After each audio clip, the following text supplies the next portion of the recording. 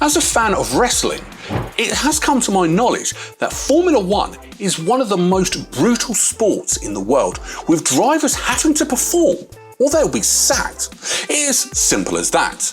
This was no different with one of the rookies for 2023 in Nyck De Vries, who was recently kicked out of Alpha Tauri for his poor performances in just the 10 races he had this year.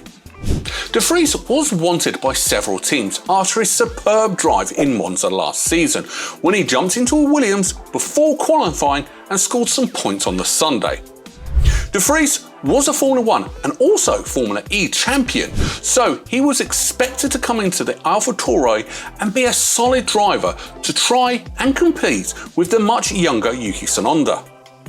De Vries, however, as we know, did not perform as we probably expected, as Yuki dominated him, and he was shown the back door just 2 races before the summer break and was replaced by Daniel Ricciardo for the rest of the season.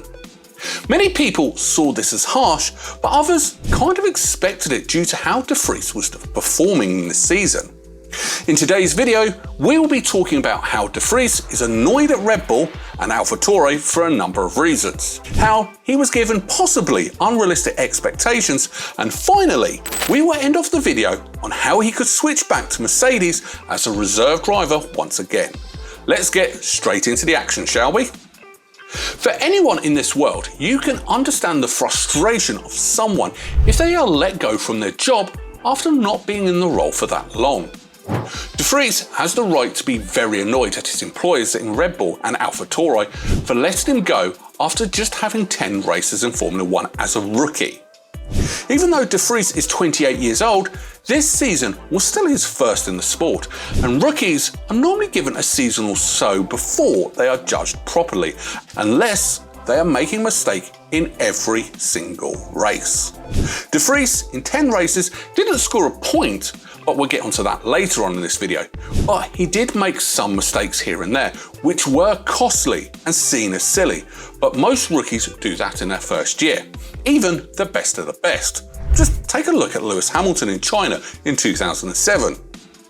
De Vries will feel like he deserved to have at least a full season for him to prove himself as a good driver, because in many other motorsport categories, he is quick and a good driver. But we all know how brutal Red Bull is when it comes to anything in Formula One, and with De Vries, he was sacked pretty much due to Daniel Ricciardo. Now, you may be thinking, what do we mean by this? Well, after Silverstone, Ricciardo tested the RB19 and Horner was impressed with how quick he was, and he called Helmut Marko to tell him how quick Daniel was. Then Marko called back to say that De Vries was sacked and a seat was open for Ricciardo to drive for the rest of the 2023 season. With many people assuming that Red Bull is setting up Daniel for that Red Bull seat, but that is a story for another day. De Vries will hopefully bounce back from this, and he may go back to Formula E or some other endurance racing, or even he can look for a new way back into Formula One, which will be tricky due to how poor he was at Alpha Tauri. But everyone deserves a second chance. Drivers can bounce back from being poor. Look at Gasly with his time at Red Bull and how he came back to be a top driver and win his first race in Monza in 2020. Overall, you can understand why Nyck De Vries would be annoyed at losing his drive, as his dream was to reach Formula One. But he knew what he was getting into in joining the Red Bull family and Alpha Tauri. You have to perform or you're out of there. Do you think it was fair for De Vries to have 10 races in Formula One? Let us know what you think in the comments below. Moving on to our next topic, and that is how De Vries had some very unrealistic expectations placed on him at Alpha Tauri. Even though Nyck made some mistakes with having spins and crashes here and there, this was expected as he is a rookie, and this was his first season in Formula One. But another reason for him being kicked out of Alpha Tauri is due to his bad pace, but this may be kind of expected. This is because the Alpha Tauri is the worst car on the grid, and they struggle to get even close to the points, even in the hands of Tsunoda. So it is not an issue with De Vries. Yes, Yuki beat him quite easily in both qualifying and in the race, but we have to say that De Vries is a rookie and has to be given time.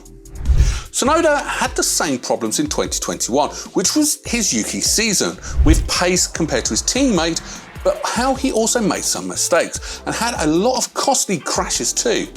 But they gave him time, and he was a rookie and allowed him to be given his third year now in the team. Maybe De Vries should have been given the same treatment. Alpha Tauri kind of expected De Vries to put in performances like he did in Monza last year, which is impossible in an oval car that is tricky to drive. We're not saying that De Vries deserved to stay for 3 years like Yuki, but he had expectations placed on him that maybe he could not achieve due to the car that he was given. It was to be said that De Vries had a lot of expectations, but not the tools to be able to achieve the goals set out for him, which was almost an impossible task. What do you think about the expectations placed on De Vries to perform? Should he have been given more time to get some results out of the Alpha Tauri? Drop a comment below and let us know what you think. To end off this video about Nyck De Vries, we will be talking about how the Dutch driver could be making a return to the Mercedes family, possibly at the end of this season. Before De Vries would go off and jump ship and join Alpha Tauri, he was mainly a part of the Mercedes family and would work closely with them at the factory, but also on track. You would see him many times standing behind Toto in the garage on race day, and also taking part in several sessions in free practice with the team over the years. In 2022, we saw him driving the Aston Martin, the Williams and the Mercedes, who are all using Mercedes engines, so it's strange to see him go to the rival side in Red Bull. The only problem with De Vries is that the role that he was in at Mercedes for so long has been taken up by Mick Schumacher for the rest of this season. The third driver role could come up if Mick finds a seat for 2024, and anything can happen next season, but De Vries may not be able to be back in that role until next season, so he really has no way back into Formula 1 for the rest of this season. Driving on test days or in a couple of free practice 1 sessions is nothing like being in an actual seat in Formula 1, but it will allow De Vries to still be in and around the sport. He could go to Williams, as they do not really have their third driver that can help them develop and move up the order even more. For Nyck, he should probably take in the rest of the season to see what his options are. To get back out to the Mercedes family where he is appreciated, it would be best for him. It's all down to what Mick Schumacher does for 2024. If he gets a seat, De Vries will more likely go back to his previous role. We will just have to wait and see, because anything can happen in this sport. For all we know, he could be back in a main seat before we all know it. Anything is a possibility. Thank you all so much for watching this video, and make sure you hit that like button and subscribe for more videos just like this one.